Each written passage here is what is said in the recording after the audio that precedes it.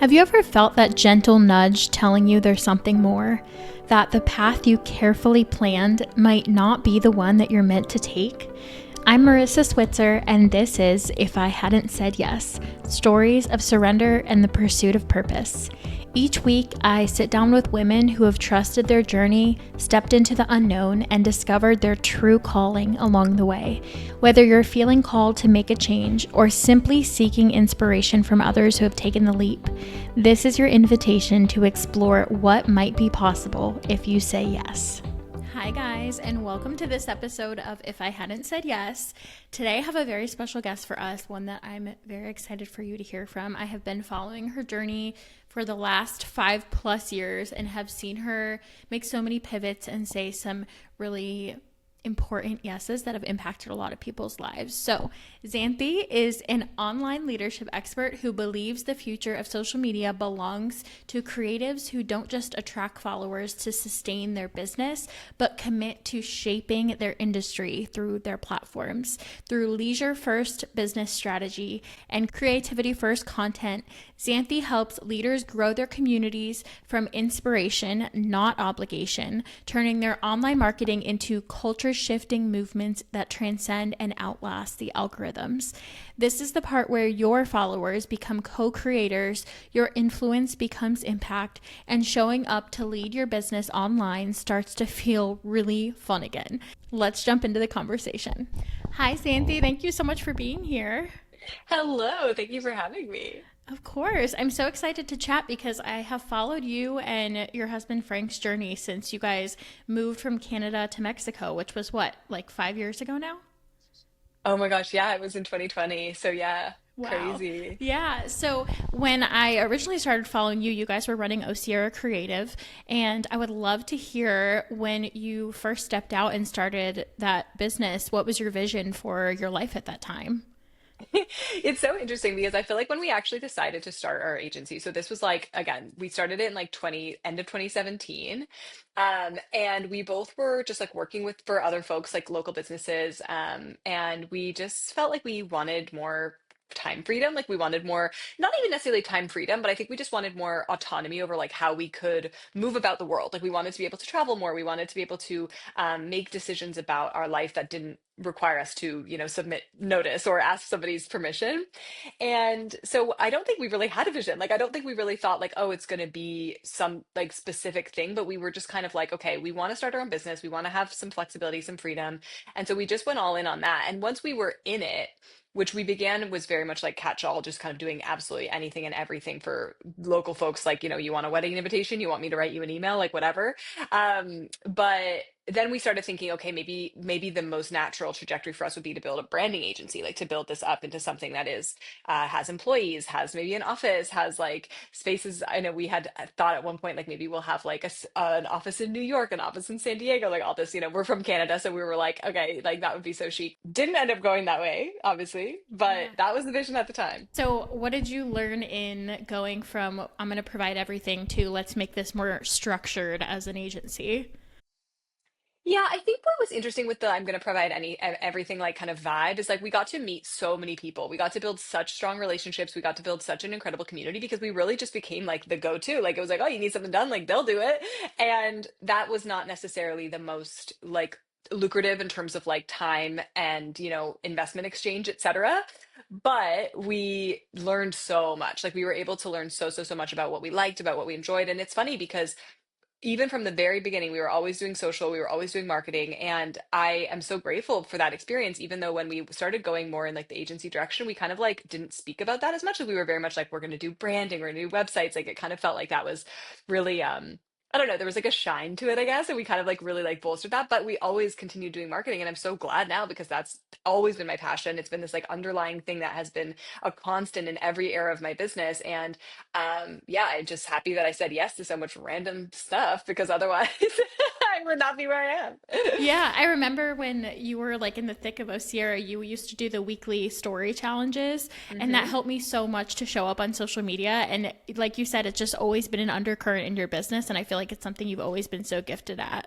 Thank you. Yeah, exactly. Yeah, it's so funny because the Stories Challenge was something that massively helped grow our community from a design perspective, but actually was like a social media endeavor, and then ended up being something that I grew like my social media, like that kind of element of the business on in such a massive way too. I feel like you were asking me what was the transition from doing everything to doing some like more niche down stuff, and I think I didn't answer that fully, but like but it's interesting because I feel like I've gone through a lot of phases of that. Like where like when we first started our business, we were doing this sort of catch-all creative stuff, and then we were like, okay, let's like zoom in and do the brand and website design. And the reason being like we wanted to have offers that were a bit more productized. We wanted to have a bit more of a clear like workflow. We wanted better systems. Like we felt like that was really necessary. But then what ended up happening is we ended up growing that business into something that was kind of bigger, uh, in alignment with that sort of brand agency vision that we had wanted. But then again, we went through sort of a refinement phase there where we kind of went back to our marketing roots, and that's now where we're at. So anytime that I've kind of gone through those seasons of like refining or looking to narrow focus, it's not so much because it's not about really falling into that pattern of like, oh, you need to niche, you need to, choose a lane or anything like that, but more so like a real like desire for simplicity, like wanting for things to just feel easier for me to explain and to execute and to show up for without all the like, variables, I guess, that can come from doing a lot of different things. Yeah, and I feel like that's what you do so well now is simplify social media. And I do want to dive into that, but I want to talk about when you made your move from Canada to Mexico. Um, I could see the underlying themes of you guys really falling in love with travel and hospitality and community. And I know that's a really big value of yours. So tell me, when you were in Mexico or even when you moved back to LA, when did that start to shift that you felt like, I don't want to be so much of an agency, but I want more of that community aspect? Yeah, it's so interesting. I mean, I think that the timing of everything really had it was really interesting because like so Frank and I both like our original work, like a lot of our original work was in hospitality. We had a ton of hospitality brands that we worked with actually in Canada, and majority of our client base was hospitality. So we had a really, really solid community, and we also built our business initially in our hometown. So both of us knew people from like forever that we lived there. And even just, the hospitality, if you work in the industry, if you work in restaurants, like, everyone, you can't leave the house without seeing someone that you know. Like, you are going to be like, everything as a social event. And so we really like kind of were just so surrounded by that. And then we moved to Mexico. So we ended up living in Mexico kind of 2 years essentially. We were back and forth a little bit, but we had our place there for 2 years. And it was really lonely because it was the pandemic, so things were just generally quieter. Even like within, being in the community there wasn't as much going on. We couldn't travel as much back and forth because obviously there required a lot more planning. And so we just felt very like isolated. And I think that interestingly, the online community provided a lot of like love, it provided a lot of like warmth, yeah, at that time. And so it was like it coincided with like probably the loneliest time in my life in person was like the time where my online community grew the most the most like, fast and kind of rapidly, which is like I don't think that's a coincidence because I think that your energy kind of goes wherever your mindset is. But yeah. When did you start to feel the shift of I want to go from being an agency to focusing on social media?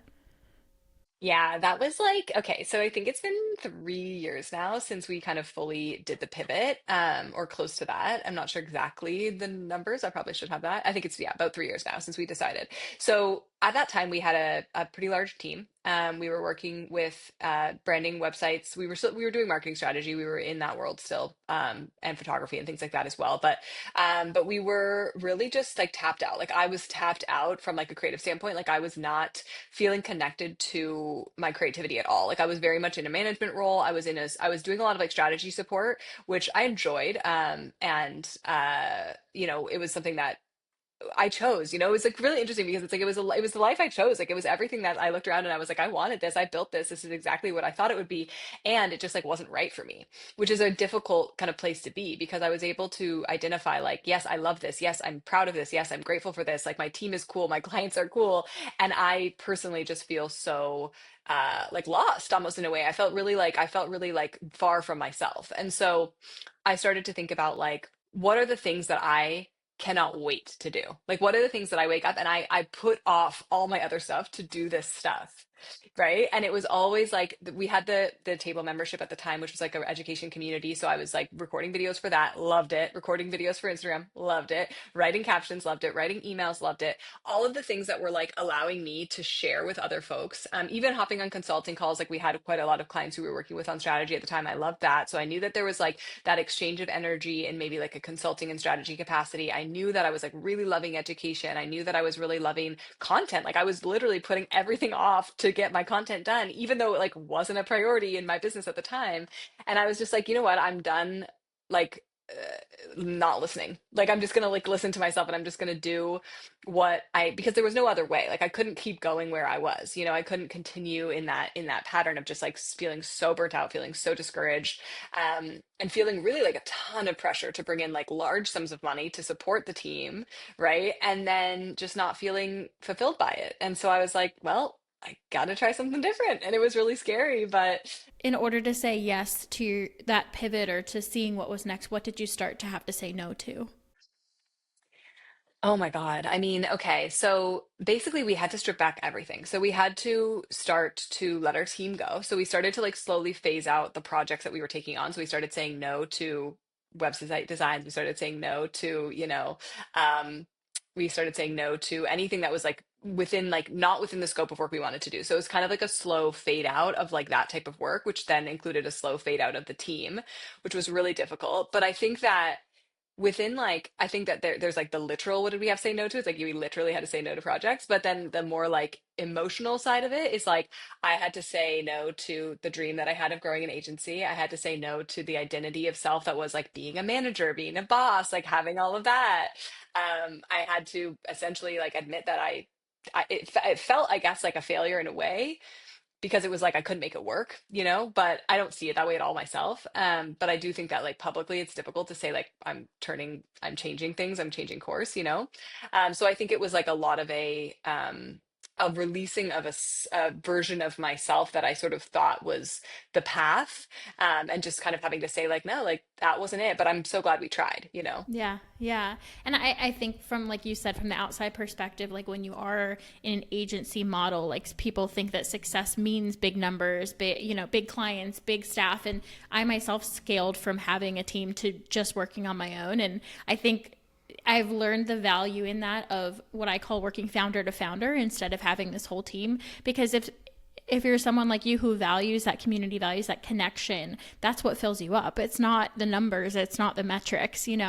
Totally. And I think that a lot of us forget that like being a manager of a team is like a completely different job. Yes, yeah. And I noticed that like a lot of I think as creatives, and I wonder if this connects with you too, because now you're working more intimate with people, it's like our ability to create is because of the relationship. Like Yes. our ability to Yeah. do good work is because we know the person, is because we're immersed in their world. And so basically becoming like a middleman to that, like where Yeah. I would be like, I'll receive your dream and then I'll tell Give it my to someone team, else. yeah, give it to someone else. Yeah. It just like feels like something is lost somewhere, and not that the work isn't still beautiful and the outcome isn't still beautiful, and like our clients were happy, our team was doing great work, but it was like my experience was what Yeah. was lacking, right? And I Right. think that's for some folks that is where they shine. Like for some folks they want to be the person who connects or the person who kind of project manages or that kind of Mm-hmm. thing, but that's like not me. Like I just know that Right. that's not my skill set. So as soon as I was removed from this like creative exchange, I realized like, oh wait, like my identity is kind of completely has been lost within this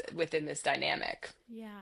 So when you decided to make that pivot, you said you started to let people go. How did you then decide exactly what like services you wanted to offer, or how you were going to pinpoint like that connection point with people and turn that into a new business?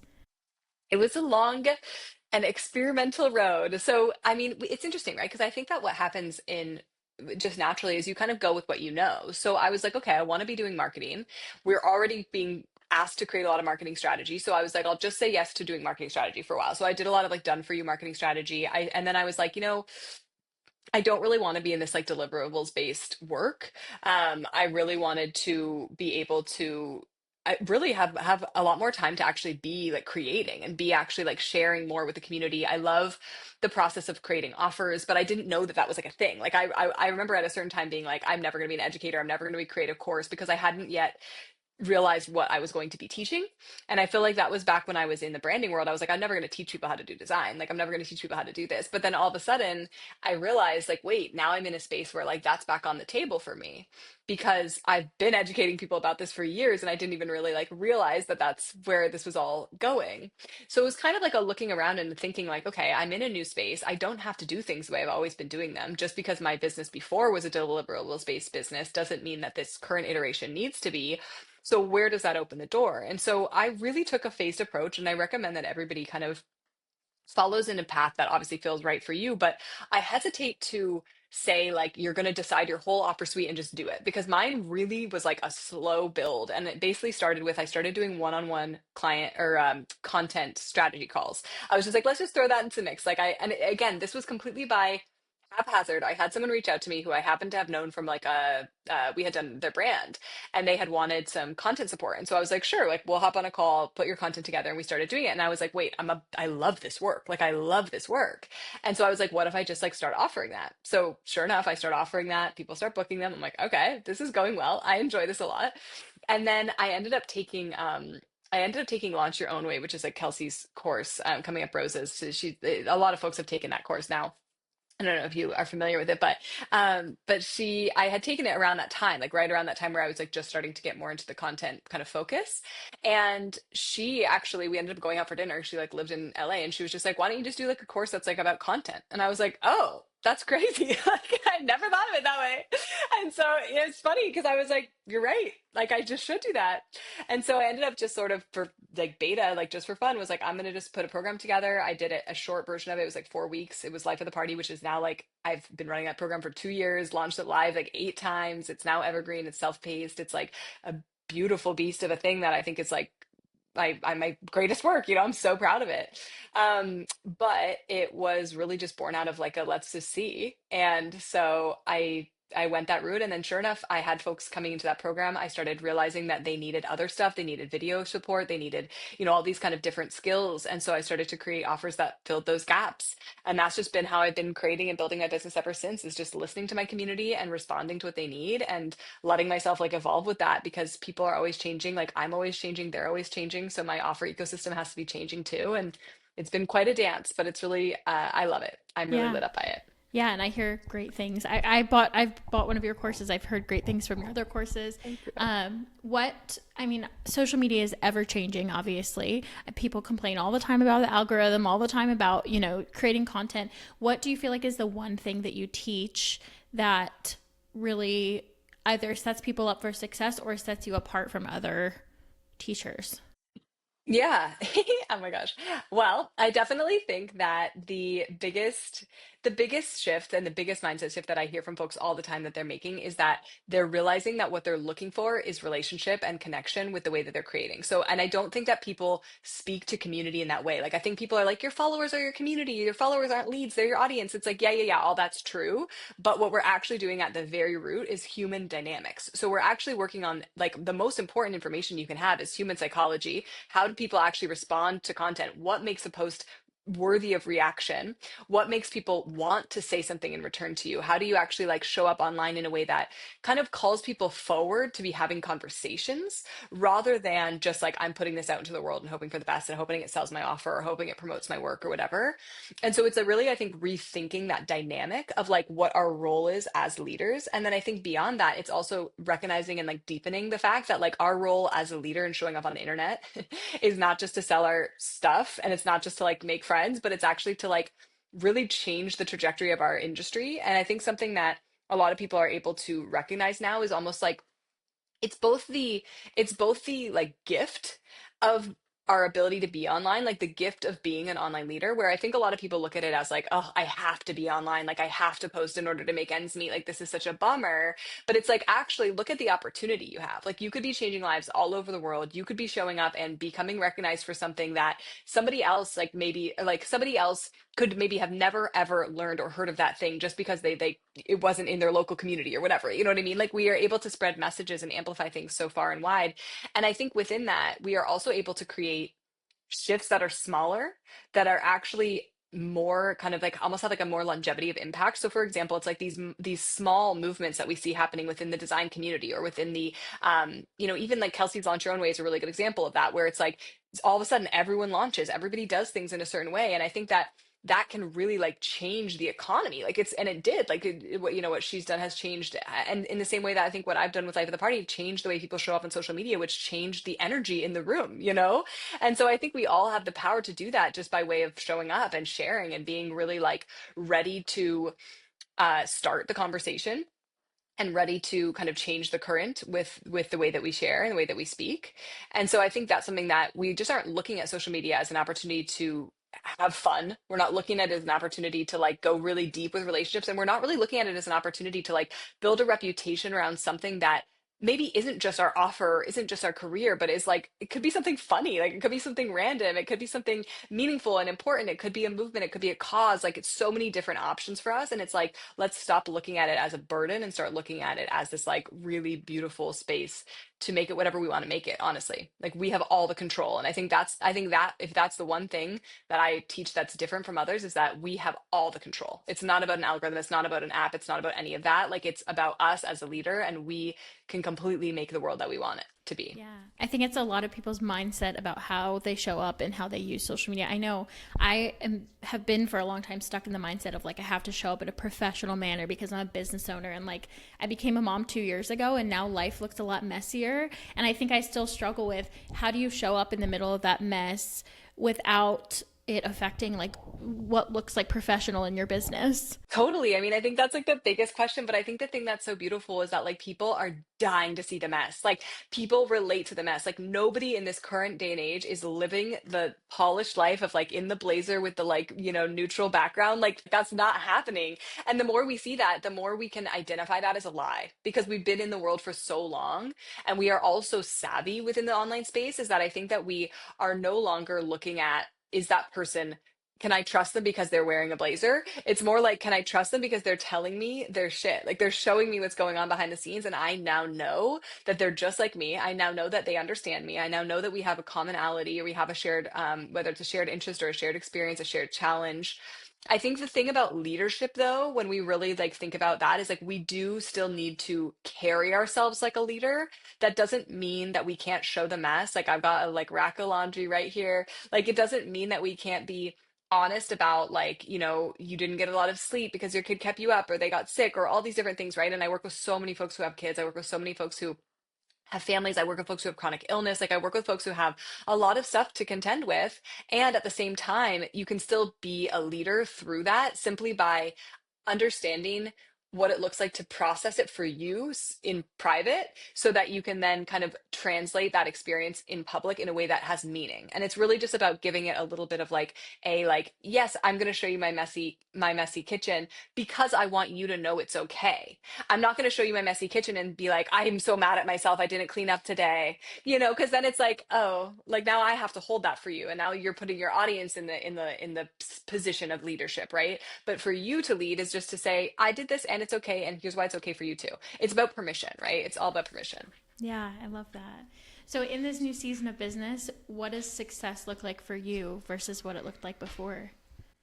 Ooh, I love that question. I mean, for me, I think I've really redefined like what it is important for me in the way that I spend my time. And so I think for me, success is really about having complete, not necessarily free time. Like it's not about having open space. I actually like to be doing stuff. But I really like to be in full, like have full autonomy over how I use my time. So it's looking at like, is my schedule flexible enough that if I decide that and I feel called to like go and, I don't know, write my Substack in the park, I can just like get up and do that. And so for me, success it's like a form of freedom, I suppose, but I think it's coming from a place of really just being able to like follow my creativity and being able to follow my expression. And I think for me, when I think about success, I'm never going to be the person. And the reason why I say like I work with online leaders is because I want to be on the internet. I want to be online. I want that to be where my business is built. I want that to be where my community is built.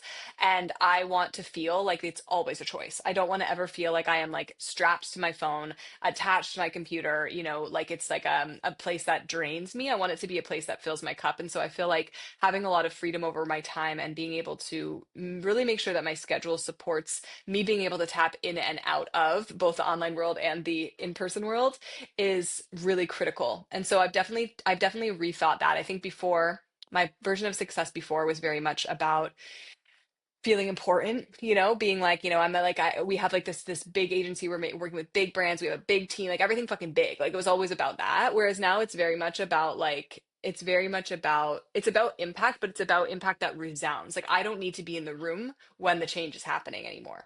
Like I am so happy for somebody to learn something from me and then pass it along to somebody else, and for my leadership to inform their leadership, and for that to sort of like be a cause and effect that again just sort of shapes the landscape of the industry culture. But I don't need to be plugged in 24/7 in order to make that happen. I don't need to be on 8,500 Zoom calls a day to make that happen, and I don't need a team. Like really. So I feel like I've really reached it. Like for me, honestly, I feel really, really happy and at peace with where I am in my business. And it feels really, really nice. Good, good. That was my next question is what impact do you feel like you're most proud of?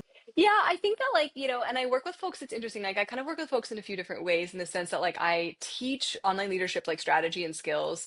I've also now been developing this platform, so this is something that you can share in the show notes too, but it's called Social Life, and it's essentially it's a social media platform. It's hosted in Circle. I didn't like create my own app. Everyone's like, "Oh my God, did you make one?" I'm like, "Not really." But like it functions as a social media platform hosted in Circle. And so that's where you kind of practice leadership when we actually go to practice it. But then I also do more of like a mastermind style leadership, like on more so for like the business of online leadership, right? So like the actual like marketing and the strategy and the kind of like deeper business building piece. And I think the thing that I love about all of those things, and the thing that when I hear feedback about all those things, is it's this feeling of like I get to do whatever the fuck I want. Like that's what people feel when they work with me, and that's how I want people to feel, period, right? Is they really just feel like, wait, I can just create what I want and it still works. I can build a business that I like and it still works. I can share and say what I feel, and it's bringing me closer to my goals. It's like allowing people to understand that like they really don't have to live by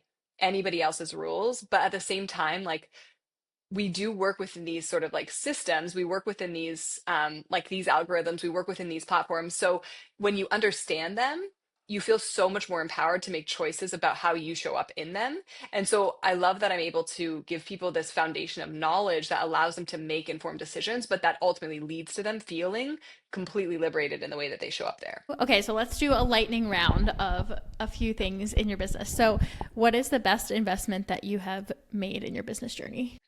That's such a hard one. I think honestly, it's interesting. I mentioned Kelsey's Launch Your Own Way, and I think I have to say it was that course was a really major catalyst for me, and I think that it is something that really changed the way I think about everything in my business. And I don't necessarily follow it to a T now, but it was just like one of those eye-opening moments. And I think that there's that, and then there's also another program called Creative Living that I invested in, which is run by a couple of friends and peers of mine, Maya and Lois. And it was all about like writing and really like allowing yourself to kind of like write freely. And those two things in combination, like I could pinpoint both of those things to. It's not. I really do believe that like although they both are incredible programs, like I love and send them both to everybody, but it was the right time. Like I needed that change at that moment. And I think that the right offer at the right time where you're really ready to like give it and like really just put your foot on the gas and make it happen can be so game changing. So they were both those were both, yeah, the investments that happened at the right time and for the right thing that just like really propelled me forward in a really meaningful way.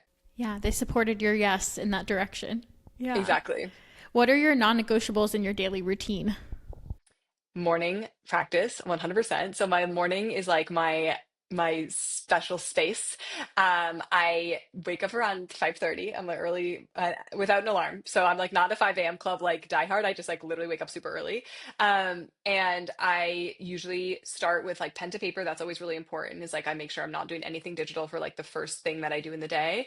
And then I get right into, so I do like a journaling practice, and then I get right into what I call like my marketing shift. And it's basically just any sort of like writing or creating that's just like for my own business, So maybe I'm writing an email, maybe I'm designing a graphic, like it doesn't really matter. It's just like my time to just like play creatively. And I really just like protect that at all costs. So that's like my number one non-negotiable. And then I would say like there's lots of other little kind of like things that I hold really important to me, around like little treat culture, like making sure I indulge like a little bit every day in something just to like kind of know that, I don't know, makes the day feel more fun.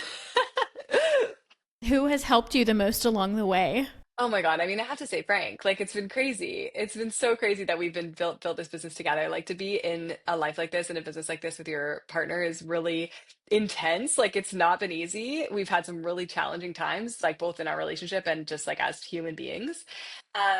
But he's always been here and he's still here and we're still doing it. And he's been so flexible and so just like adaptive through everything. So it's been really beautiful to see the way we've both kind of evolved actually independently a lot over the last couple of years as we've sort of separated in the business a bit, but then also been able to kind of come back together in certain things like the podcast and stuff like that. So yeah, definitely Frank. Yeah, I was going to ask. So he's not fully in with the social with you anymore, correct? No, exactly. So he doesn't have any client facing like role at all. He does like our finances behind the scenes and then otherwise he's just like free to chill. Nice. And you guys also, didn't you take part ownership of like, We are, yeah, we're co-owners of a wine shop. It's a wine shop in LA. And so he does work in the shop a lot. I shouldn't say he does that, but within our business, yeah, his schedule's pretty open otherwise. very cool. I love the underlying thread of hospitality. Like even your program names, all your branding, you can just tell that that's part of your heart for what you do. It is, exactly. It so is. I love that you see that. Thank you for reflecting that. Of course. What is your next yes? Oh my God, my next yes. Eee! Oh my gosh, that's so funny. I have like a really big one, but anyways, we are leaving LA. We're leaving LA. We're Oh, moving somewhere new. oh, So that's cool. our next yes. I'll leave it US or at that. somewhere out of the US? Somewhere out of the US. Oh, Yeah. exciting. Very cool. Well, thank you so much for being here today. And I love hearing your journey and just watching, like I said, watching you from the beginning really step into what you're meant to do and see how it's impacted so many women. So thank you for sharing with me today. Oh, thank you so much for having me. It's been amazing to reconnect, and I appreciate you giving me the space to share. Thanks so much for tuning into this episode of If I Hadn't Said Yes. If this episode inspired, encouraged, or moved you in any way, your rating and review would be greatly appreciated. Or maybe this episode made you think of someone in your life that you want to encourage to go for their big yes. Feel free to share it with a friend. You can keep up with all of our content at If I Hadn't Said Yes Pod on Instagram. We'll see you next week.